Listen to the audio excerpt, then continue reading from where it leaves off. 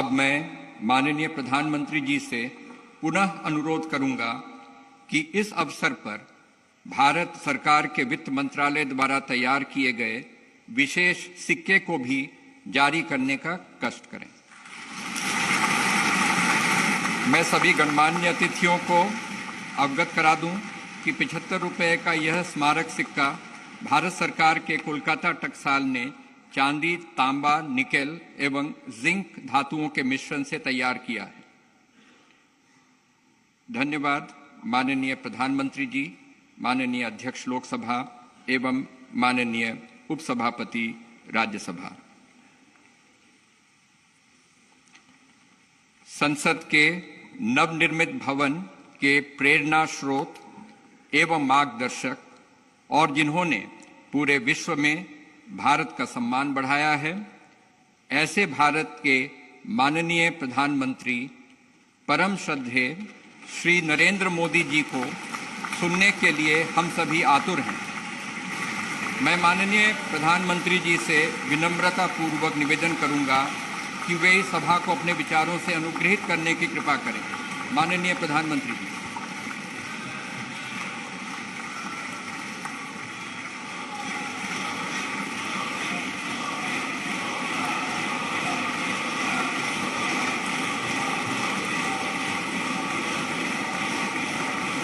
लोकसभा के स्पीकर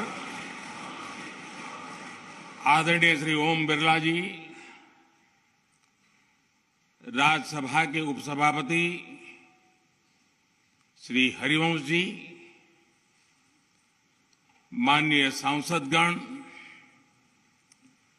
सभी वरिष्ठ जनप्रतिनिधि, विशिष्ट अतिथि, अन्य सभी महानुभाव और मेरे प्यारे देशवासियों, हर देश की विकास यात्रा में कुछ पल ऐसे आते हैं जो हमेशा के लिए अमर हो जाते हैं।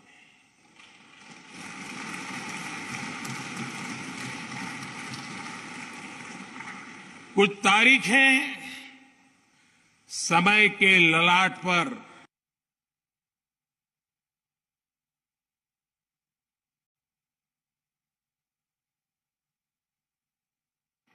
आज 28 मई 2023 का ये दिन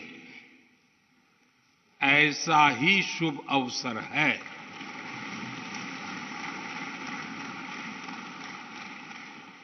देश आजादी के 75 वर्ष होने पर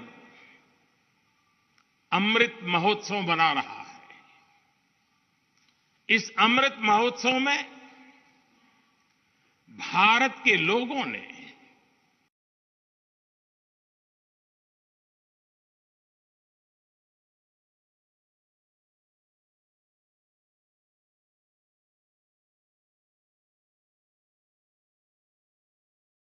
देशवासियों को भारतीय लोकतंत्र के इस स्वर्णिम क्षण की बहुत बहुत बधाई देता हूं।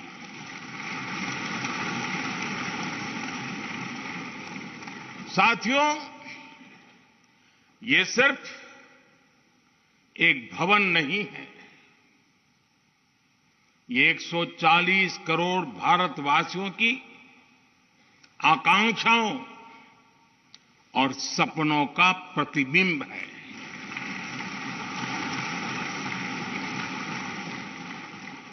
ये विश्व को भारत के दृढ़ संकल्प का संदेश देता हमारे लोकतंत्र का मंदिर है।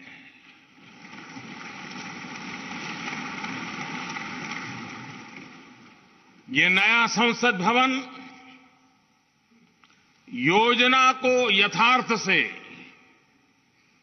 नीति को निर्माण से, इच्छा शक्ति को क्रिया शक्ति से, संकल्प को सिद्धि से जोड़ने वाली अहम कड़ी साबित होगा। ये नया भवन हमारे स्वतंत्रता सेनानियों के सपनों को साकार करने का माध्यम बनेगा।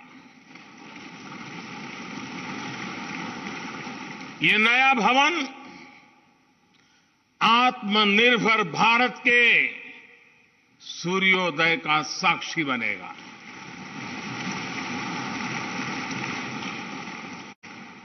ये नया भवन विकसित भारत के संकल्पों की सिद्धि होते हुए देखेगा।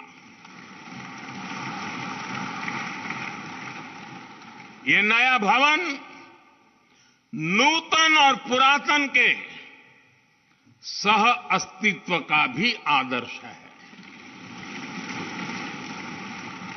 साथियों, नए रास्तों पर चलकर ही नए प्रतिमान गढ़े जाते हैं।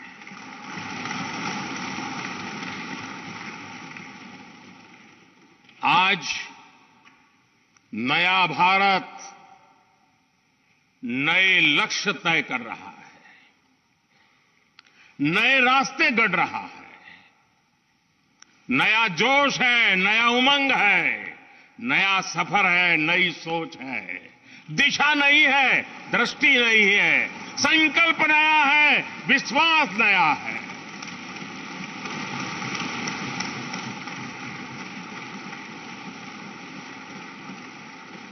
और आज फिर एक बार पूरा विश्व भारत को, भारत के संकल्प की दृढ़ता को, भारतवासियों की प्रखरता को, भारतीय जनशक्ति की जिजीविषा को आदर और उम्मीद के भाव से देख रहा है।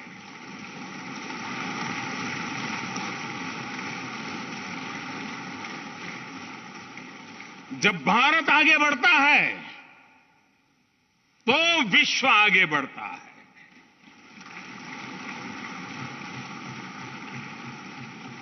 संसद का ये नया भवन भारत के विकास से विश्व के विकास का भी आह्वान करेगा।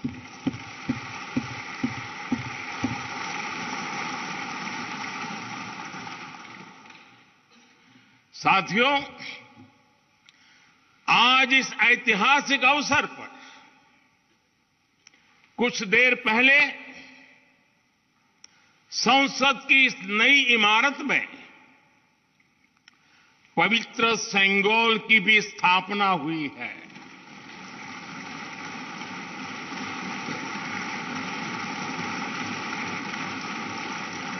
महान चोल साम्राज्य में सेंगोल को कर्तव्य पथ का, सेवा पथ का, राष्ट्र पथ का प्रतीक माना जाता था।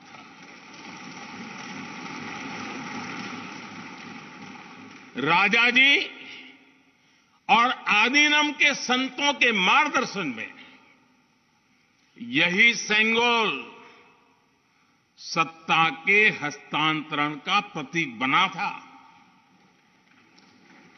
तमिलनाडु से विशेष तौर पर आए हुए आदीनम के संत आज सुबह संसद भवन में हमें आशीर्वाद देने उपस्थित हुए थे।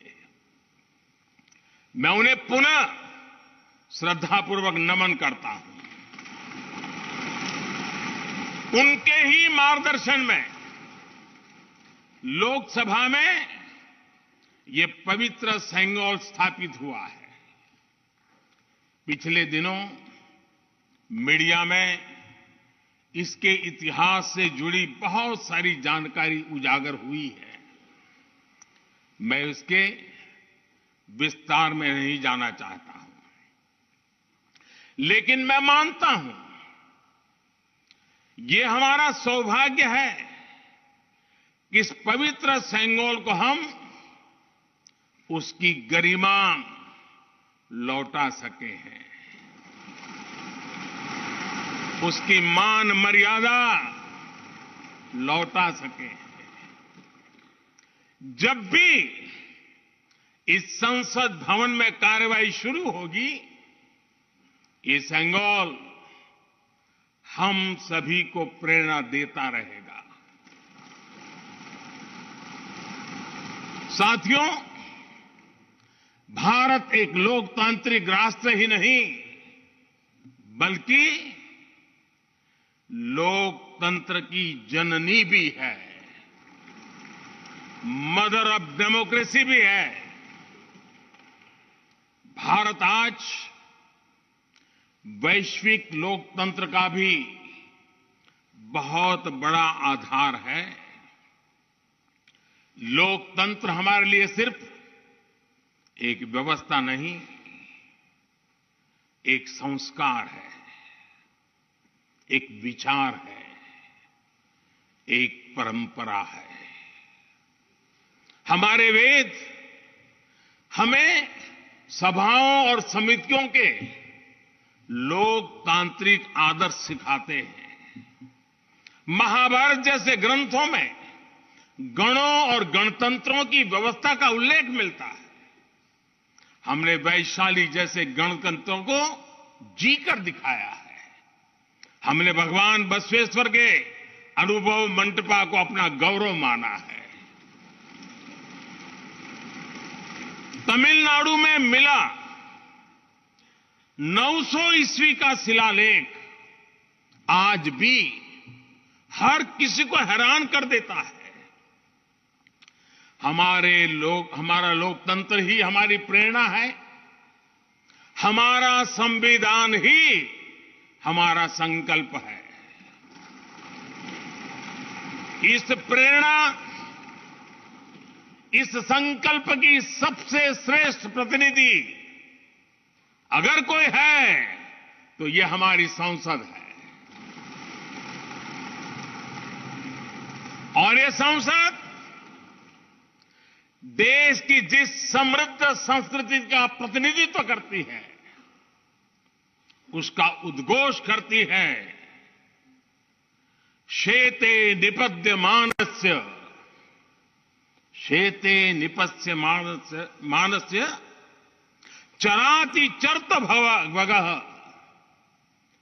चरैवेति चरैवेति चरैवेति। कहने का तात्पर्य, जो रुक जाता है उसका भाग्य भी रुक जाता है, लेकिन जो चलता रहता है उसी का भाग्य आगे बढ़ता है, बुलंदियों को छूता है।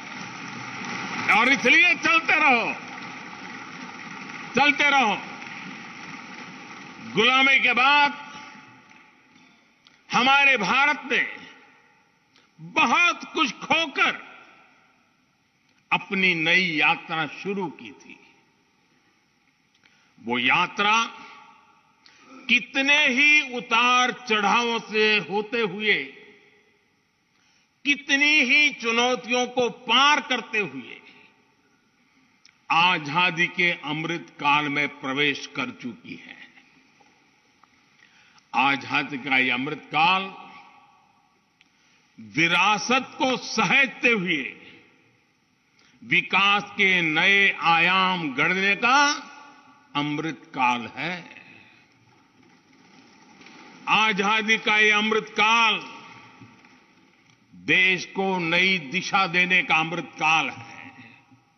आजादी का ये अमृत काल अनंत सपनों को, असंख्य आकांक्षाओं को पूरा करने का अमृत काल है। इस अमृत काल का आह्वान है, इस अमृत काल का आह्वान है मुक्त मातृभूमि को, मुक्त मातृभूमि को नवीन प्राण चाहिए, नवीन पर्व के लिए नवीन प्राण चाहिए। मुक्त गीत हो रहा, मुक्त गीत हो रहा, नवीन राग चाहिए, नवीन पर्व के लिए नवीन प्राण चाहिए।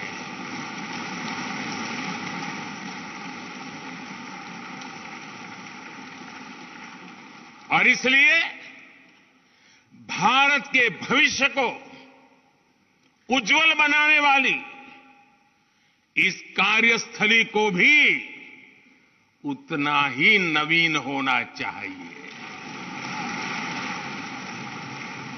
आधुनिक होना चाहिए। साथियों, एक समय था जब भारत दुनिया के सबसे समृद्ध और वैभवशाली राष्ट्रों में गिना जाता था।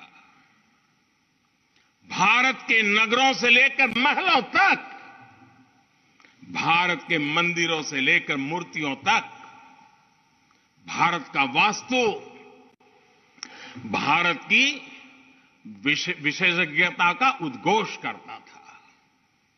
सिंधु सभ्यता के नगर नियोजन से लेकर मौर्यकालीन स्तंभों और स्तूपों तक, चोल शासकों के बनाए भव्य मंदिरों से लेकर जलाशयों और बड़े बांधों तक, भारत का कौशल विश्व भर से आने वाले यात्रियों को हैरान कर देता था। लेकिन सैकड़ों साल की गुलामी ने हमसे हमारा ये गौरव छीन लिया। एक ऐसा भी समय आ गया जब हम दूसरे देशों में हुए निर्माण को देखकर मुग्ध होने लग गए। 21वीं सदी का नया भारत बुलंद हौसले से भरा हुआ भारत अब गुलामी की उस सोच को पीछे छोड़ रहा है। आज भारत प्राचीन कला की उस गौरवशाली धारा को एक बार फिर अपनी तरफ मोड़ रहा है और संसद की ये नई इमारत इस प्रयास का जीवंत प्रतीक बनी है। आज नए संसद भवन को देखकर हर भारतीय गौरव से भरा हुआ है। इस भवन में विरासत भी है, वास्तु भी है,